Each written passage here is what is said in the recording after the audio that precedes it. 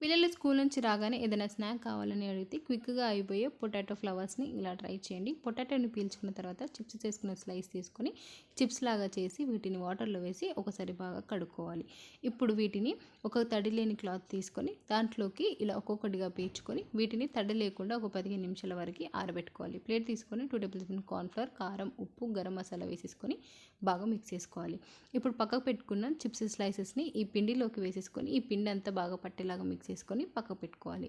ఇప్పుడు నేను చూపించిన విధంగా ఒక్కొక్క స్లైస్ని తీసుకొని ఇలా ఫోల్డ్ చేస్తూ అన్నిటినీ ఇలా యాడ్ చేసుకుంటే మనకి రోజ్ ఫ్లవర్ షేప్లోకి ఇలా వచ్చేస్తుంది. తగినన్ని చేసేసుకొని అంచులకి టూత్ పిక్ తీసుకొని రెండు వైపులా ఇలా ప్రెస్ చేసుకుంటే సరిపోతుంది. డీప్ ఫ్రైకి సరిపడా ఆయిల్ తీసుకొని ఆయిల్ హీట్ అయిన తర్వాత ఒక్కొక్కటిగా ఆయిల్లోకి వేసేసుకొని ఒక 2 నిమిషాలు అలానే వదిలేసి ఆ తరువాత వీటిని రెండు వైపులా తిప్పుకుంటూ ఫ్రై చేసుకోవాలి. ఇవి గోల్డెన్ బ్రౌన్ కలర్లోకి వచ్చాక క్రిస్పీగా అయ్యాక వాటిని ఆయిల్లో నుంచి తీసేయడమే. అంతే, మన పొటాటో ఫ్లవర్స్ రెడీ అయిపోయాయి. మీరు కూడా ట్రై చేసి ఎలా వచ్చినాయో కామెంట్ చేయండి.